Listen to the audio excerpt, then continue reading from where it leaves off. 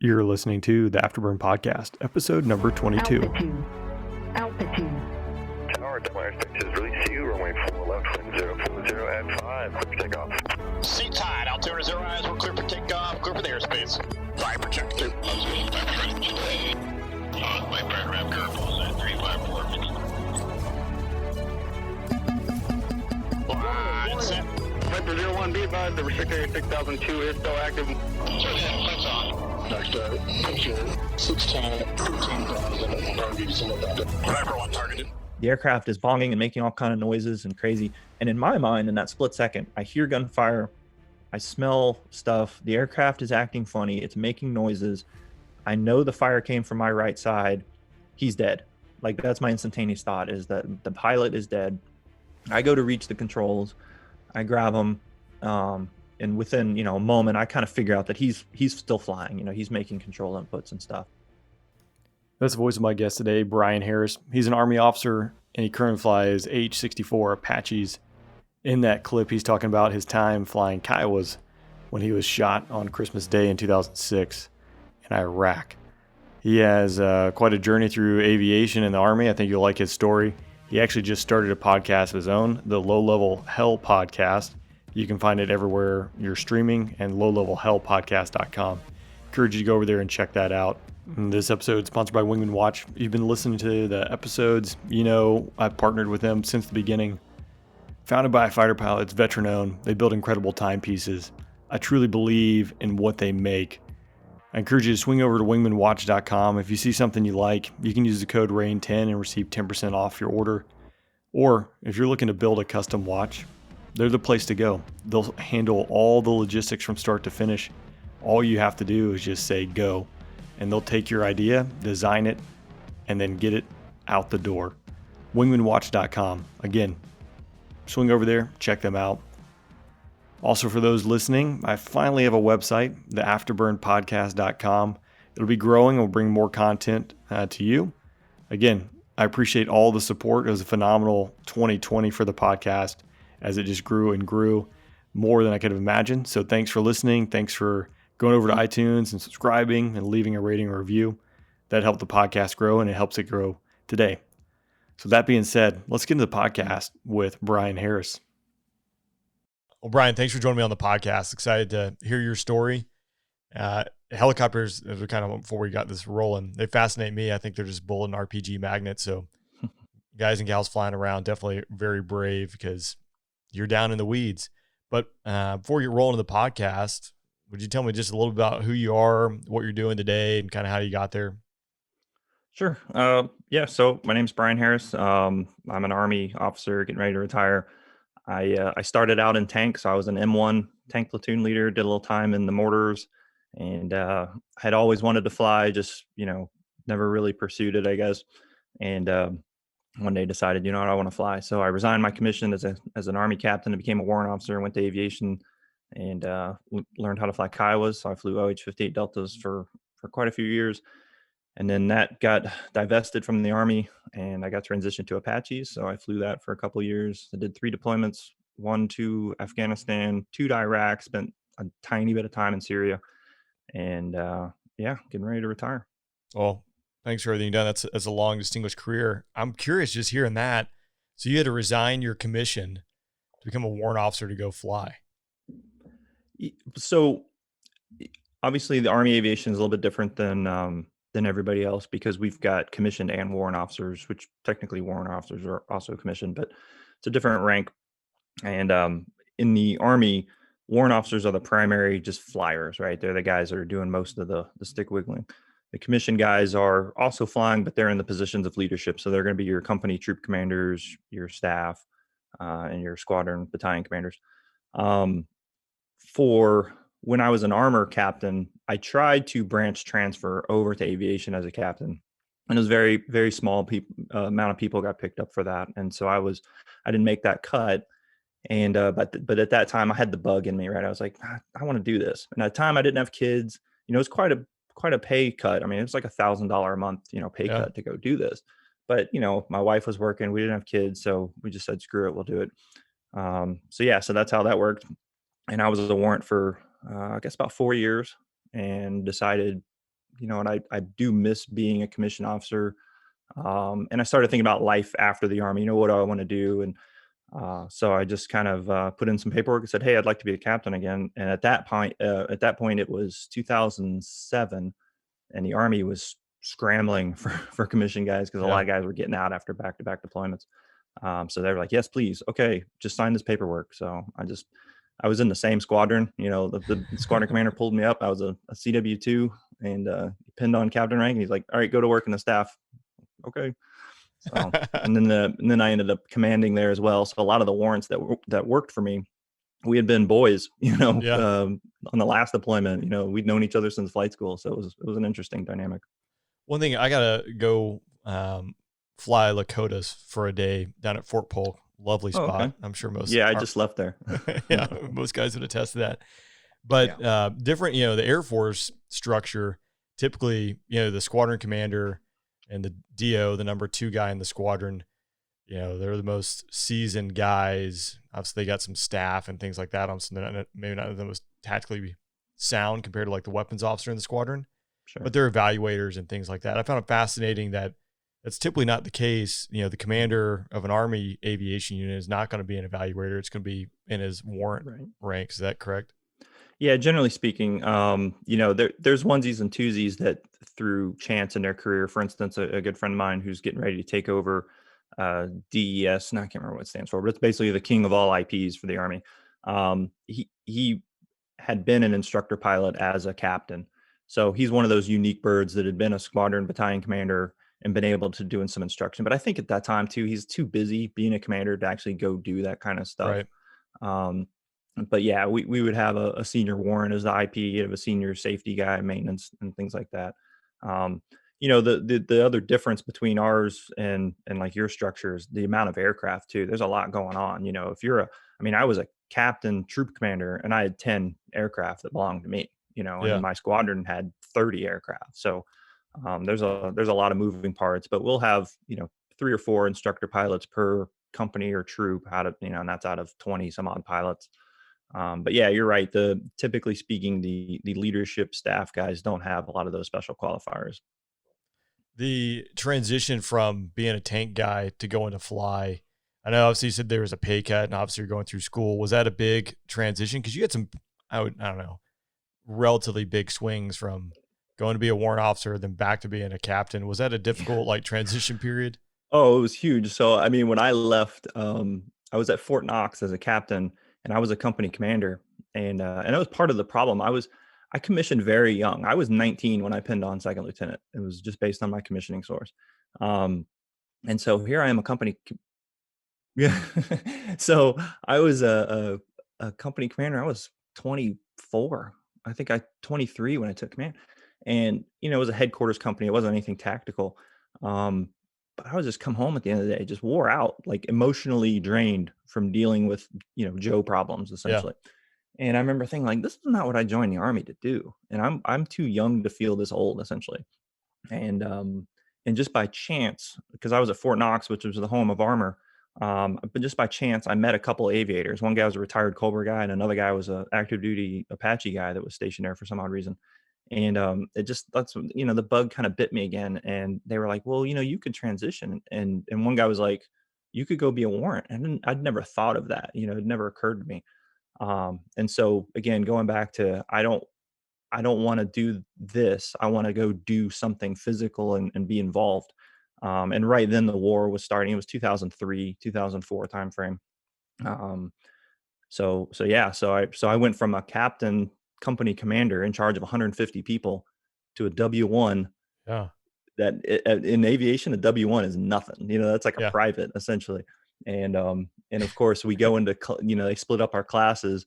And first of all, it's weird because I walk in, I didn't have to go through the warrant officer candidate school. I just basically showed up as a W1 and just walked into the room and I was like, hey, I'm here for flight school. And they're like, who the hell are you?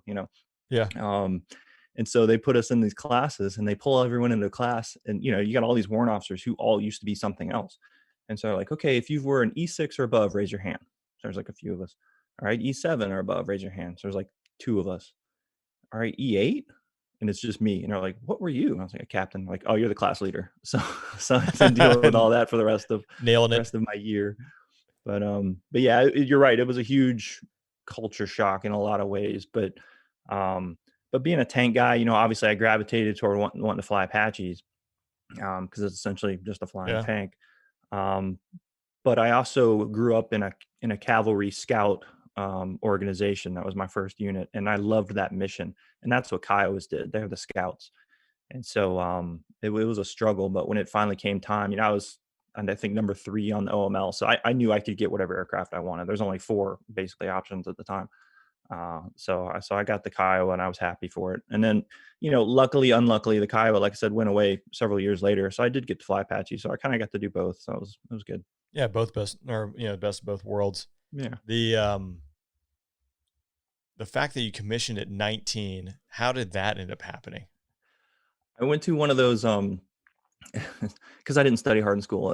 So to be honest, here's the honest answer.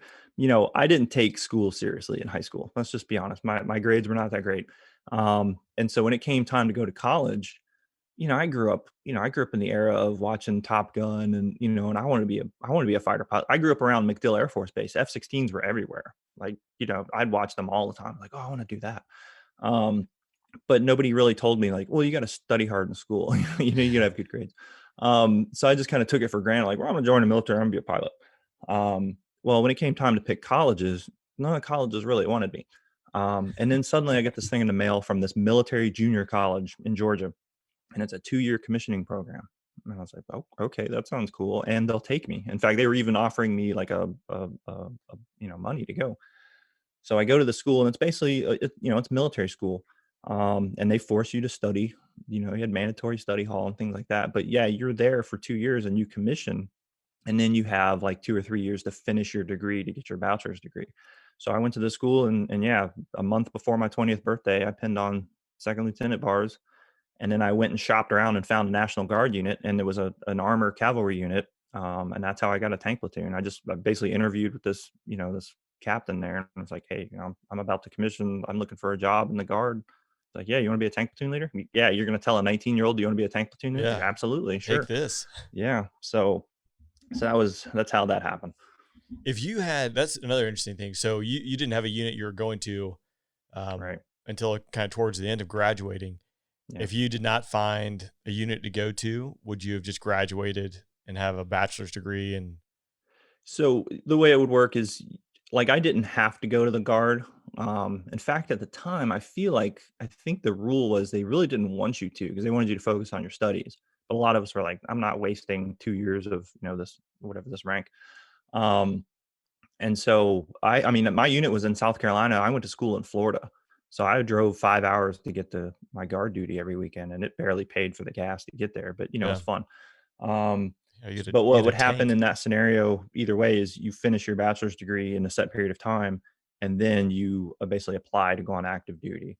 Okay. So as soon as I graduated, they pulled me on active duty, and they shipped me off to Korea. So that's where I got to play with mortars. Yeah, that doesn't sound too bad. And I mean, I know if you're doing it day in and day out, it's probably not that much fun. I don't know. Yeah, excuse me. It's very interesting. Mortars was a very interesting time because, I'd never been around them at all. And, you watch the movies and you see them shooting like thump, thump. No, it's more like an explosion. Like the first time that one of my guns shot, I had 120 millimeter mortars in my platoon. I had 6 of them. And the first time we went to the range and that first one went off, I thought the vehicle had exploded. Like I thought something had gone horribly wrong. It was very loud, but it was a lot of fun. Getting to hang the rounds and do good stuff like that. But and you're kind of this weird animal within the tank battalion that nobody knows what you do. Nobody messes with you. So you just kind of like, hey, we got to go do some training. Like, okay. Yeah. So yeah, it was very, very cool. Well, fascinating. Then you obviously, as you mentioned, you're off the flight school, and then you show up in the Kiowa. Can you talk to me a little bit about what the Kiowa does, its role and mission? I know you just briefly mentioned earlier, but what's a day in the life of a Kiowa pilot? Yeah. So before all the coin stuff, the Kiowa is really meant to be, it goes back to the 80s where you took this older airframe, this AH-64, and you put essentially a periscope on top. So if you've ever seen a Kiowa, it's got this big, what we call a mast mounted sight, or MMS. And it's a big ball sensor turret on the top of the mast. And so it's got a laser rangefinder designator. It's got a old thermal imaging system, and it's a scout. So it's supposed to move forward, find targets, and then laze them and send, coordinates and things. And it could, guide old copperhead laser guided artillery rounds. It could guide Hellfires, things like that. Late 80s, early 90s, there was some stuff going on in the Persian Gulf, and they decided to take some Kiowas and arm them up with rockets and machine guns and stuff. And so you basically developed the Kiowa Warrior. So we could have a mix of rockets, 50 cal, or it could be pure rockets, or it could have Hellfires. In fact, I think back then they were even putting stingers on to shoot at like Iranian gunboats, because they could pick up the heat against the water. So that kind of developed into this armed reconnaissance platform that would, again, just kind of surge forward, work with the Apaches, work with other systems. The problem is the Kiowa was always meant to be an interim aircraft. It was never meant to be a full final solution to, the armed reconnaissance. That's what the Comanche was, if you've heard of that, which was this first stealth helicopter, I guess. And that was meant to be what was going to happen. In fact, when I went through flight school, we were told like, okay, you guys are tracked Kiowas. You'll probably come back here in 2 years and fly Comanches. And then about a month later, they're like, oh, hey, never mind. The Comanche just got canceled. And you're going to stay Kiowas for a while. But it's just that. It's a reconnaissance bird. And so then coin comes into play. Well, we didn't use half of those capabilities. We rarely use the mass mounted sight just because it's very cumbersome to use in that kind of close fight. And it's not really meant to look for 3 dudes on the side of the road. It's the thermals were not very good. It's not like FLIR or something like that. And so we really became kind of a poor man's gunship. We would just kind of fly around with rockets and 50 and maybe a Hellfire or 2 on board, one of the aircraft, because you can only carry so much. And just I think our biggest weapon really was our radio and just being available, because we were very low. It's not like the jets where, there's always jets around, but the enemy doesn't necessarily see them. And so it seemed to me like they just kind of ignored it, like, okay, yep, I got it, there's jets. But when helicopters showed up, they knew it, right? They could see us, they could hear us. And a lot of times that was enough to kind of break the fight up a little bit. It was very few times where we would show up and the bad guys would keep fighting. So I think for us in the coin fight was a lot of just presence, and then occasionally, we'd have to shoot at people. And then we could shoot our M4 out the door too. Everyone loved that. So that was a lot of fun. I got a couple of buddies who are JTACs, and they have stories of shooting out the side of those, which just is like mind boggling to me. But I think you're right. I mean, again, I know obviously as Afghanistan, Iraq, it obviously went through different cycles, but when jets weren't dropping bombs and things like that, and the ROEs were really tight, bad guys, they hear jets flying overhead. It doesn't faze them because they know nothing's going to happen to them. Those guys figure stuff out, and even for us too. I mean, it's funny how many times, they would talk on these little headsets and stuff, or these little microphones to each other. And a lot of times the special forces guys would be able to intercept that stuff, and they'd have translators and they'd know what they're talking about. And they would sometimes tell us like, hey, they think you guys have about 30 minutes of fuel left, so they're trying to wait you out. And I'd look down, I'm like, sure, I got about 30 minutes of fuel left. They would figure these things out. So then you'd have to play games and be like, well, we're going to act like we're leaving now. And then they would start back up, and then you'd come zipping in real quick and try to reacquire. But yeah, you're right. They would kind of figure stuff out. Yeah. So I think you have to give them credit. And I think people really saw that with ISIS, just how fast and how capable they became. They're not just, when they're living in mud huts and have no clue, like very smart, and they can capitalize on information and technology to leverage their fight. Absolutely. I'd like to talk about your first deployment. When was that, and where'd you go?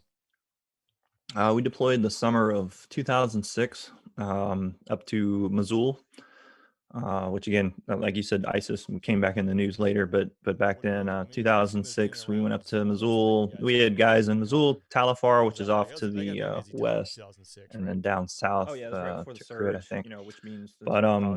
But first deployment, I'd been out of flight school for about 2 years at that point, and I remember flying into Mosul the first time. We all kind of surged to Talafar and then broke off from there to our different places. But the first time I flew into Mosul, if you've seen the movie Black Hawk Down, there's a scene where they're going back into Mogadishu and like the whole city's on fire. That's what Mosul looked like as I'm turning the corner around this hill, and I'm like, oh my God, this is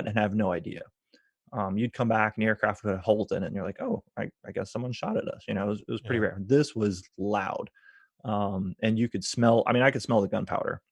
So we must have overflew this guy just right over the top of him. Not sure, but some people said there was like 3 different machine guns shooting at us. But we ran into this aerial ambush, and it was chaos. And I got hit probably within the first, like a split second of I heard noise. Ouch, that hurts. So I took a bullet. A bullet went through the bottom right side of the aircraft, and when it did, it was an armor piercing round.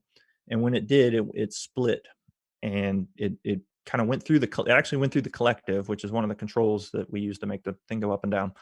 Um, Luckily, my commander was not holding the collective like he should have been, which was right on the throttle, which is kind of a twist grip. It went right through that twist grip. He had been resting his hand up on the collective head where all the buttons and stuff are. So it went up there, it kind of scratched him, but it split, and then it hit me in the forearm, the elbow, and the upper arm as well. So I felt that instantaneously. It felt like somebody took I always described it as a hot poker, like you take a hot poker out of the fire and then hit it into your arm with a ball peen hammer. Like that's what it felt like. It was not fun. And I remember just feeling kind of outside myself, like, oh my God, the aircraft is bonging and making all kind of noises and crazy. And in my mind, in that split second, I hear gunfire, I smell stuff. The aircraft is acting funny. It's making noises. I know the fire came from my right side. He's dead. Like that's my instantaneous thought, is that the pilot is dead. I go to reach the controls. I grab him. And within, a moment, I kind of figure out that he's still flying. He's making control inputs and stuff. And we're really low. I mean, we're, 100 feet, if that. So at this point, we try to call our wingman and let him know what happened. No answer. We call again, no answer. So my right suiter looks at me and he's like, we got to go back for him. And I was like, I really don't want to go back there. Just kind of instantaneous thought. But so we start this left-hand turn, and we didn't fly with doors on the aircraft. So I'm leaning out of the side of the aircraft and I'm looking back, and they're tucked in right behind us. Well, what had happened was one of the 15 bullets that hit the aircraft, one of those bullets had severed the radio that we were using, the line for that radio. And we had 4 radios in the aircraft. We had 2 FM, 1 VHF, and 1 UHF. So they call us on the VHF radio, which was just ATC. We were always listening to the tower. And they called and they're like, hey, we're getting shot at. And we're like, yeah, no kidding. And so we turned back towards the airfield. And I guess that was a good thing about being in Missoula, is we were always 5 minutes from the runway. So we go cruising back there. And at this point, my arm is seizing up. So, your body knows that something's wrong and it'll start reacting. And so, like my veins and stuff were like starting to seize up, and it was basically trying to stop blood loss. Like your body creates a tourniquet essentially. And then my arm started just kind of seize up, and I couldn't really move it at all, and I couldn't see because I was so bundled up, because again, we don't have doors on, and it's freezing because it's Christmas Day, and I can't tell how bad anything is. I'm wearing this big jacket and stuff, and I just know it hurts like hell. So we fly back to the airfield, and right as we cross over the fence line, we were just kind of coming in midfield, and there was a hospital up on the north end of the runway. So we crossed over the midfield, and the trail aircraft calls and says, hey, I think you guys are on fire, which is not what you want to hear. It's Two's job to tell you that. Yeah, exactly. You're on fire. Yeah. So what it was is so many rounds had hit the fuel cell that, they say, well, it's a self-sealing fuel cell. I joke that after 3 rounds, it stopped self-sealing, because I think we took like 5. And so what was happening was fuel was coming out of that, and it was just vaporizing into mist because of the speed. And so it looked like smoke. And I just remember I looked down at the control, I looked at our TGT, and it wasn't really high. And I looked at how much fuel we had, and I was like, we're over the runway. I don't really care. Like, we're home. We flew past our maintenance area, and the crew chief said that they could see us. They didn't understand why we were flying past them to go further down the runway, but they said it looked like stuff was falling off the aircraft as we passed by. So they knew it wasn't good. And we landed at the CASH, the Combat Surgical Hospital, and some medevac dudes happened to be out there, and they ran out there and helped me out of the aircraft and put me on a stretcher, and that was it. And I left Iraq. That was, like I said, 2006, and I never went back until 2018. and I was up in Erbil, so I got to fly over Mosul Yeah. and show guys. I was like, yeah, I got shot over there, like 10 years ago. That's wild. I thought I hated So- NAI scans, but that takes the cake. It's like, I'm going to go fly just to do the scans. That sucks. I won't complain Yeah. anymore. Well, I guess we found something. We just didn't get to do anything. Yeah. It's funny. Yeah. So I was in, doing OIR 2014, 2015.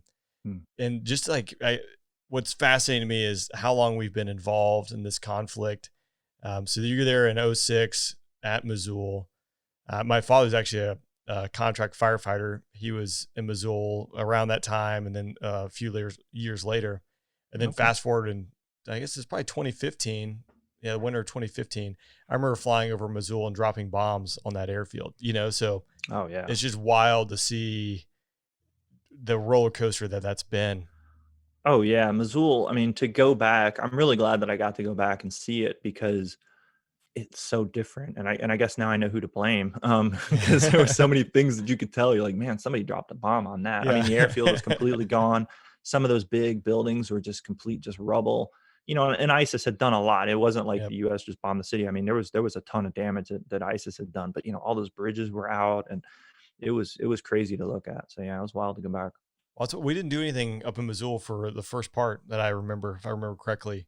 I remember flying over it, and as you said, I mean, it's a city, or was a city of several million, or million and a half people. Yeah. So large space, and we watched for months just ISIS burn around the entire city with excavators, which to me is just like mind-boggling. You take a city like Atlanta or something like that and just start building a wall around it. So absolutely, it's wild. I assume your second deployment in the Kiowa wasn't as eventful as the first one. No, not at all. So I deployed the second time to Afghanistan. It was 2009, 2010. So we went again springtime of 09. And in this one, I was a troop. So I was back to being a commissioned guy at this time. So I took over command of a troop, and we were up in Tarankout, which is a little fob up about 100 miles north of Kandahar, up in the mountains. And we did a lot of work. Like I was saying, we did a lot of work with special ops guys. So there were some Australians and some Dutch special forces and the SAS and stuff, and then some U.S. special forces. So that was a lot of what we did. But generally speaking, same kind of schedule. You were just on QRF and you were just flying, looking for trouble. Had a few engagements up there. Lost hydraulics twice, which was fun. Because in the Kiowa, if you lose hydraulics, you can still fly. It's kind of like losing your power steering, but it's still not a good thing. And the problem with Tarankout is we had a dirt runway. So you have an aircraft with skids and you have a dirt runway. And it was one of these like theoreticals, like, well, what are we going to do if this happens? And I got to test out what we're actually going to do. So there was a UAV strip right next to the runway, which was concrete. And I was like, oh, that's perfect. It also had arrestor cables, like a carrier. So you had to know kind of where they were and avoid them. And of course, it's at night. And I'm under goggles trying to land this thing. So that was probably the highest adventure that I could say I had. So it didn't quite match. But yeah, that was another 12-month deployment working up there. And we got away without anyone getting shot up on that one, which was good. Because like I said, that first Iraq deployment, we had three other guys get shot in flight, and another guy get hurt with his a guy from another unit. They ran into wires doing a local area orientation. So that was a pretty rough deployment. Did you have any apprehension going back and getting in the aircraft and flying around after getting shot and losing buddies on a deployment? Yeah, from the deployment side, it wasn't a big deal to get back into just flying. But when we deployed, sure, the first couple weeks, well, we had a tough week getting in there. So when I don't know how it is for you guys, but when we show up, the unit that you're replacing is still there. So they're sort of doing this, moving stuff around, trying to figure out where to put you. And so the first few days, you basically get stuck in these giant tents, and you're sleeping and waiting for the other unit to leave. And we were there, I think it was like the third night, and a rocket hit the building right next to the tent we were all sleeping in.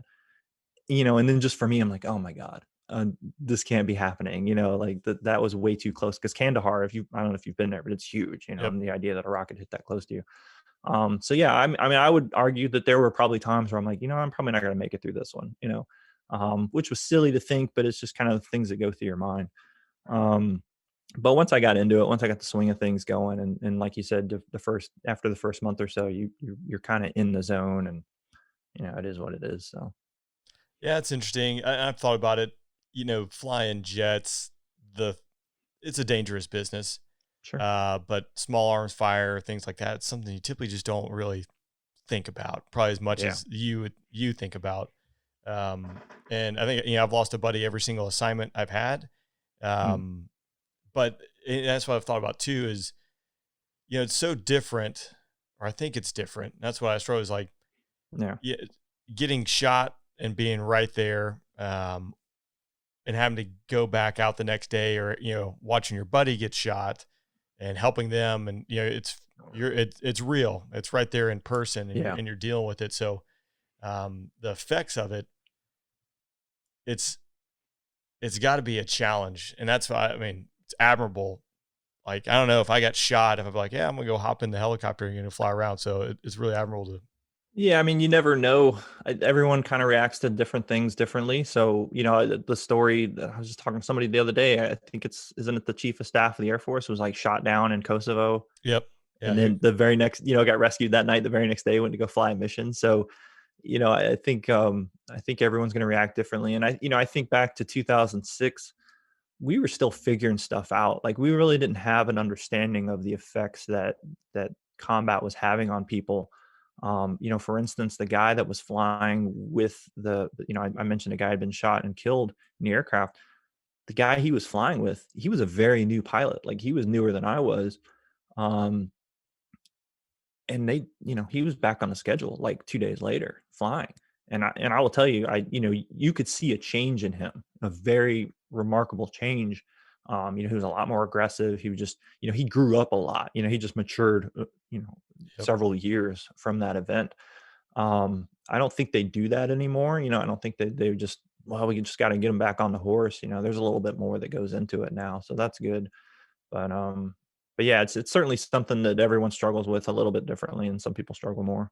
Yeah, I always found like getting back on the horse, at least for me, was like the fastest way. Granted, my situations, I think, pale in comparison to sitting next to the guy flying around and he gets shot and killed. Like, can't imagine what that's like. That's a tough business. It is. I mean, like you said, it's dangerous just in general. I mean, just taking off is dangerous. Whether it's a jet or it's a helicopter. A helicopter wants to beat itself to death. You're just constantly fighting it to keep it from doing that.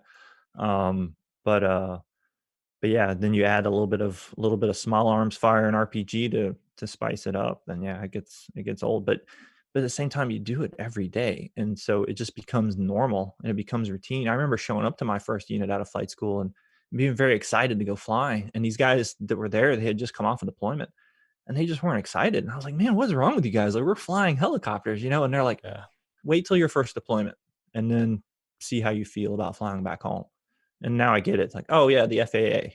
Oh yeah, I can't fly as low as I want. I can't do this. I can't do that. So it just becomes routine. And for some people, it becomes, almost like a drug. It's like, it's what they want to do. And they look for opportunities to do it more often. So yeah, everyone's different. It's weird. Yeah. Just fascinating stuff. Your last deployment was in the Apache? It was. We did OIR stuff as well. Like I said, we did a short tour. Yeah, it was 2018. We showed up in February and we ended up leaving in June, July. There wasn't much going on at that time. We basically sat QRF and didn't do a lot of flying. We did have guys in Syria. So this was around the time in fact, during our transition with the outgoing unit is the time where that big push by Syrians and, quote unquote, Russian contractors. Yeah. And they tried to take an oil field.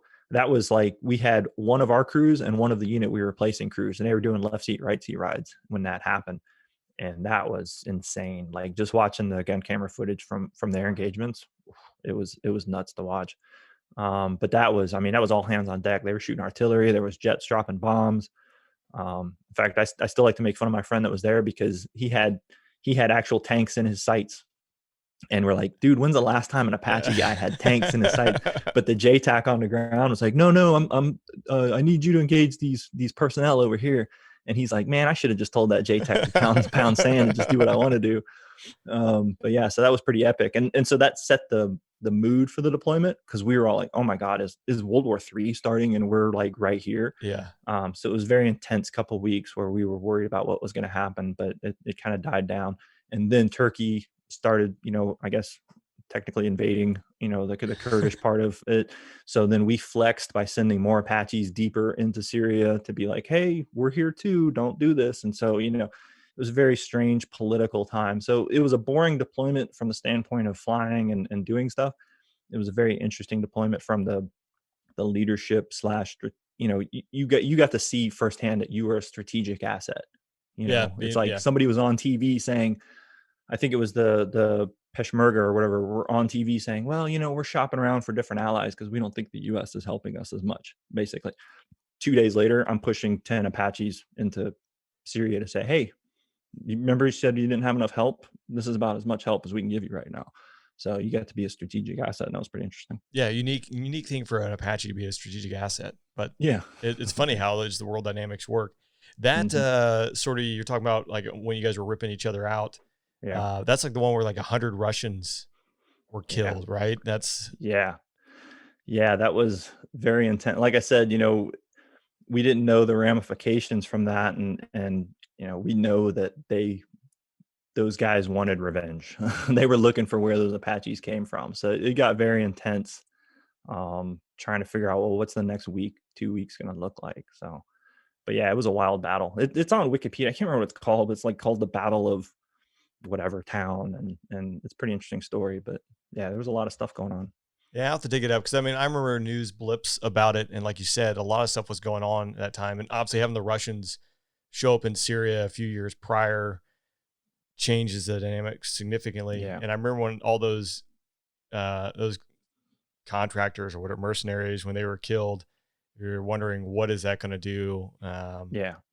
And I think it's open source that those guys were not contractors. Like, I mean, it's, you can find their names on the internet. Like they were, they were not contractors, but that's what they got told that they were. So yeah, there's a couple things open source. I know, like with the Ukraine, there's documentaries where they trace these guys back all the way to the depths of Russia, so. Well, and there was an article, so I'm happy to talk about it, because there was an article that talked about that battle in particular, and it was basically titled "How to Deal with Russia's Little Green Men." And without getting all strategic and stuff here, I know it's not really your focus, but it kind of brought that whole Ukraine type situation to light, because what happened during that whole situation was, the US and Russia were talking, and so this incident started to occur. Well, US called Russia, and said, hey, do you have guys over there?